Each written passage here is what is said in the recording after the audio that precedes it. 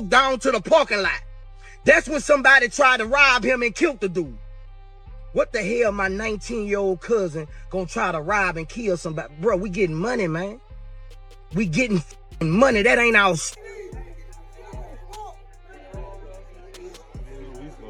man, Lord. You supposed to be mad.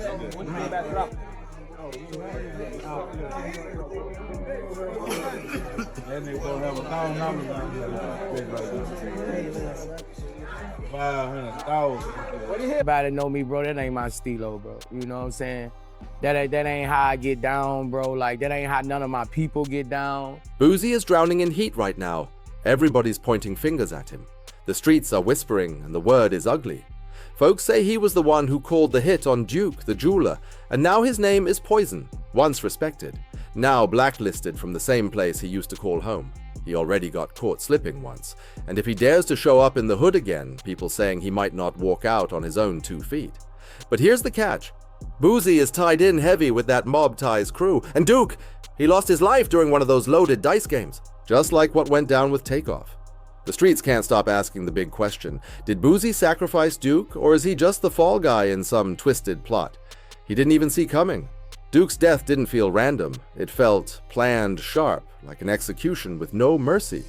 And when you add the whispers about money owed, backdoor deals, and who really controls the tables at those dice games, the whole night starts looking less like chance and more like a setup waiting to explode. Duke, the jeweler, had been rolling dice all night side by side with dudes he believed were his people, friends even. But the streets now saying those friends might have been signaling behind his back the whole time. Why would anybody want to line Duke up like that? So the next day, dude hit my partner like, man, y'all got the concert, let us trail y'all, woo-de-woo. So dude went with us to the concert, and after I come off stage, everybody leaving. You know, we parked under the parking lot, under the arena where the celebrities parking and all that shit. He was in another car. He walked to his car. His car was outside the arena under where we was. It was on side the parking lot, so he had to walk to his car. And this man was pure grind, built his empire from the ground up. No shortcuts, no free passes. Duke wasn't just a jeweler. He was designing one-of-a-kind pieces for new rappers, and also serving some real heavyweights in the game. Even when he left his Chicago base for Houston, it wasn't for fun. It was all about business. And guess who supposedly rolled out the invite? None other than Boosie. Boosie told him straight up he wanted to talk about custom jewelry pieces.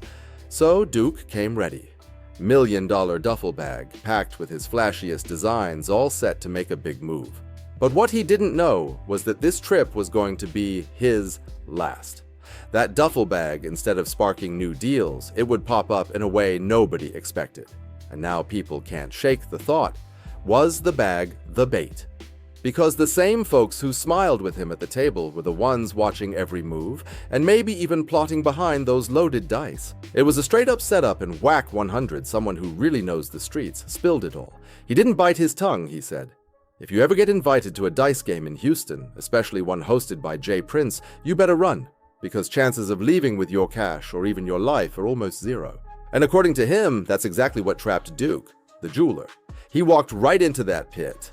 Whack broke it down even further. These dice games, they're not clean. They're rigged to the core. The rollers get tampered with, so only Jay Prince Jr. and his mob ties crew can walk away winners. It's not gambling, it's robbery wearing a mask. He got 3 right, who rotate the dice. Now, these dice is loaded.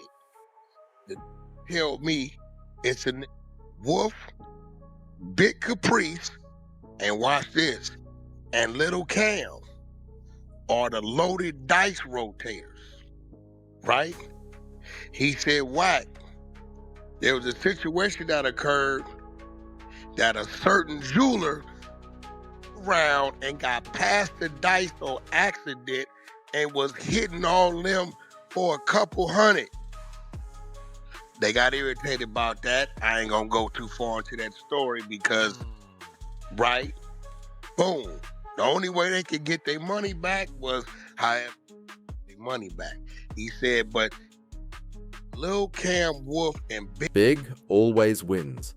And when the house loses, that's when things turn deadly. That night, somebody slipped up and passed the loaded dice to Duke. And in that split second, the whole atmosphere shifted. What should have been a game turned into a blood contract, and everybody in the room knew it. Suddenly, he couldn't stop winning, stacking hundreds like it was nothing. Just like that, he cracked their system, and the moment he did, everything changed. Duke wasn't just stacking wins. He was filming the whole thing, too. Phone out, camera rolling, dropping stacks and laughing at the table like he owned the night. At first, it looked like harmless flexing, but when those clips resurfaced, people noticed the shadows in the background, side glances, quick whispers, and sneaky little signals that didn't look friendly at all. And here's the kicker. Word is, J Prince skims 30% off every dice game haul. So when Duke flipped the system upside down, he didn't just ruin the vibe, he messed with the money. Now it gets darker. Duke had been posting bits of his winning streak, showing the world he couldn't lose. But when folks replayed those same clips, something popped out that Duke never even caught. Watch carefully. Boosie leans back, shoots a fast signal across the table to his nephew, and right then the energy shifts. His nephew locks eyes. Another guy taps his shoulder, and suddenly the room freezes over. Just seconds before, Duke was laughing, tossing dice, moving like it was all fun. Next moment, the room was stiff, cold, and full of tension. That's where the incident took place when somebody, tried to get him or whatever. But Vlad, bro, if anybody know me, bro, that ain't my stilo, bro. You know what I'm saying? That ain't how I get down, bro. Like, that ain't how none of my people get down. And that's just the bottom line. That's shit that we wouldn't do. And, we was about it because obviously they were watching us. Obviously they were waiting for anybody to walk across that parking lot to them cars and get in them cars. So, it could have been one of us, man. You know what I'm saying? But it's just that happened to that dude. It just internet. Minutes later, Duke leaves the game, walking back to his car. No bodyguards, no crew, no security. Just him and a duffel stuffed with millions in cash and jewels. A man with that much value on him strolling through a dark Houston parking lot. It was like watching a setup unfold in slow motion. That's a setup waiting to happen. One moment, Duke is buzzing about his wins, and the next, gunfire cracks the night. But here's where everything stops making sense. Why would Boosie, who knew the risks, invite someone from out of town carrying that much wealth and not provide protection? And why didn't J Prince Jr., the man hosting the dice game, make sure his guests were safe leaving the spot? These weren't small details. They were huge red flags waving in the air. And then came the discovery that turned suspicion into a full-blown conspiracy.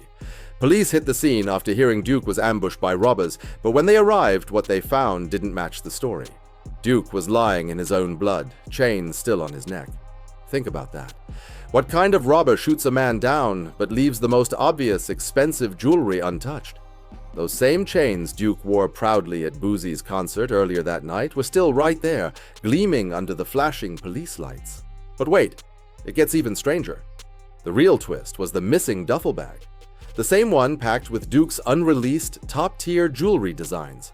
At first, it vanished into thin air. No witnesses, no trace. But when Houston PD dug deeper, that bag magically turned up inside Boosie's house. Now, nobody knows if Duke willingly handed it over during the game for safekeeping, or if Boosie got hold of it after the tragedy. But what's undeniable is this. Hey, the internet, y'all got us all the way up, man. We met that dude, Duke the Jeweler, the night before. We was gambling. The next day, dude followed us to the concert. When we left out the concert, we under the garage. Dude went to his car by himself and walked down to the parking lot. That's when somebody tried to rob him and killed the dude. What the hell my 19-year-old cousin gonna try to rob and kill somebody? Bro, we getting money, man. We getting money. That ain't our stilo. As a boss, I ain't letting that go down like that, man. This dude finna make me a piece. So y'all need to kill that. That's bad low, man. Don't put us in nothing with no bad low. It's bad low, man. This shit bad low, man. Straight up, this shit bad low. Kill it. The bag made it out alive. Duke didn't. And then Boosie tried to control the story. He hopped on live, pushing the robbery angle like that explained everything, but his story had cracks running all through it.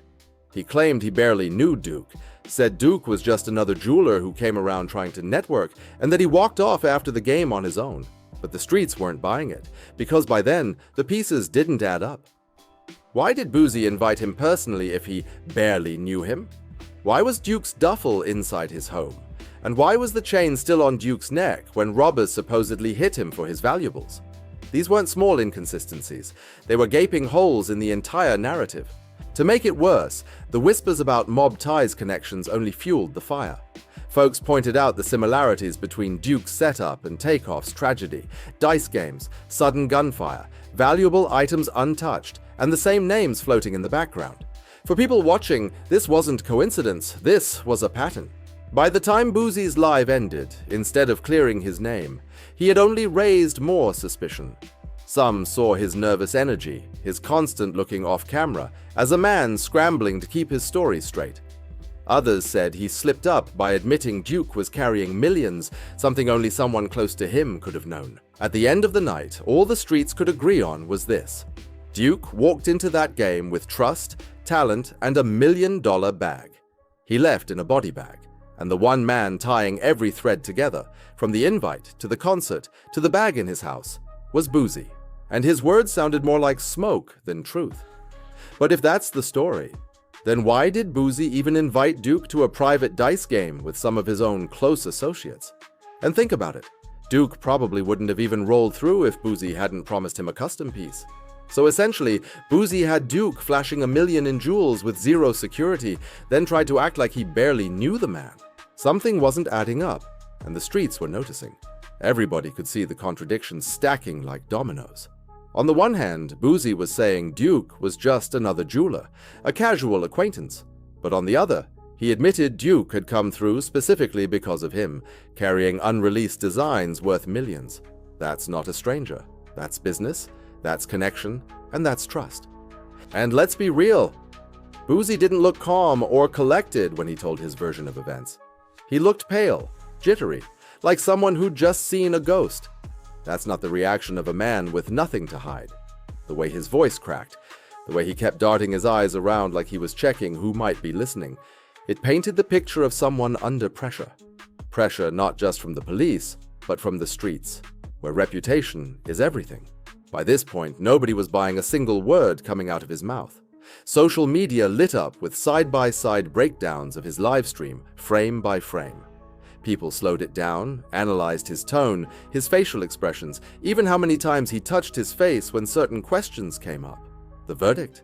He looked guilty, or at the very least, like a man scared the truth was about to surface. The deeper people dug, the more holes appeared.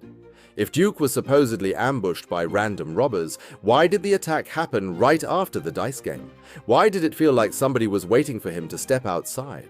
And why was that duffel bag, the one that mysteriously disappeared, suddenly found linked back to Boosie's own people? The whispers grew into full-on accusations. Some said Boosie had lined Duke up himself, bringing him into a circle he couldn't escape. Others believed he was just the bait, the familiar face Duke trusted enough to walk in the room, while the real setup was already in motion by mob ties. Either way, his hands weren't clean. And then came the coldest take of all. Maybe Boosie didn't just barely know Duke. Maybe he knew him too well. Maybe Duke wasn't just another jeweler. Maybe he knew something, or carried something, that made him a liability. Theories spread like wildfire, and Boosie's silence after his shaky livestream only made the noise louder. At this stage, it wasn't about whether Boosie pulled the trigger. It was about whether he pulled the strings. It looked like the exact moment Duke's fate was sealed. He was already a marked man. He just didn't know it yet. And if that wasn't enough, a witness finally came forward. Even the feds couldn't ignore it. They'd been outside smoking when they allegedly saw Duke walking toward his car. At first, everything seemed normal, but then Boosie's nephew appeared like he'd been lying in wait. Duke must have realized something was off because he allegedly swung first, but it didn't matter. Within seconds, shots rang out and Duke was on the ground, lifeless. According to the witness, there was no robbery in progress, no attempt to stage one. Nobody ran up for his chains. Nobody dug through his pockets. This wasn't about stealing cash or jewels. It was always about the plan. And Duke never had a chance. It was never about the money. It was about silencing Duke, making him pay for beating a rigged game against all odds. The feds aren't just scribbling notes anymore. They're on a full-on microscope mission, digging into every corner of Boosie's life, his businesses, his messages. Even his son is under their watchful eyes. Phones tapped, bank accounts flagged, every movement tracked. This isn't a simple investigation, it's straight-up surveillance. They know Boosie is going to slip, and when he does, they'll be there to catch him. For the first time, the public's seeing Boosie not as the untouchable street general, but as will become fuel for a federal case. But if you thought that was bad, check how the streets are treating him. The last time Boosie showed his face down home, he got jumped by a bunch of guys tired of seeing their neighborhood turned into a death trap. Videos of the scuffle leaked online, showing him scrambling, trying to cover his head as fists rained down. The man who once walked into any room with a smirk and 100 people behind him now moves like a ghost. No entourage, no swagger. Just a man trying to outrun a storm that's already caught up to him. And the whispers have turned into open warnings. Boosie can't show up anywhere without eyes on him. In the game he used to run, he's now the hunted. Now he can't even step outside without heavy security, constantly watching over his shoulder, fearing he might get dropped at any second. And don't feel too bad for him. He built this monster himself. Boosie J. Prince Jr. They created and fed a check-in culture where any rapper or notable in hip-hop had to pay their dues immediately. Touchdown in Houston and J. Prince makes you shell out big for protection or risk being ambushed, robbed, or worse. But is that even protection? If the only alternative is getting gunned down, then it's extortion dressed up as safety. And then there's the dice games. Dangerous, high stakes, and almost always ending in gunfire. Just 2 weeks after Duke's death, Takeoff tragically got shot at another one of these same games. Didn't even make it to the parking lot. The man went down right at the table. Coincidence? The streets don't think so. All of this violence is tracing back to Boosie, and it's not just messing with his reputation, it's killing his money flow. Brands are scared. Business deals are on pause. Promoters don't want to touch him. And the Mob Ties crew he once bragged about being tied in with? They left him to fend for himself. When he finally tried to speak, all he offered were flimsy excuses. Then came the DJ Vlad interview. Everyone was waiting for it, glued to their screens, expecting Boosie to finally clear the air. Instead, he dodged every question, hid behind his oversized shades, and flat out denied knowing much about Duke. But fans read him like a book. His tone, his body language, the way his voice cracked when Vlad pressed him. That clip exploded online. The comment section lit up instantly. He's capping. He can't even look Vlad in the eye. Those shades are hiding lies. The streets made up their mind right there. Boosie could spin whatever story he wanted, but nobody was buying it. And here's the truth. It doesn't matter if the feds announce charges tomorrow or next year. In the court of public opinion, he's already guilty. Opinion has flipped, the streets have turned, and Boosie's sitting in silence, shades on, watching his empire crumble. The walls aren't just closing in, they're already here. Drop your thoughts in the comments, and don't forget to like and subscribe for more.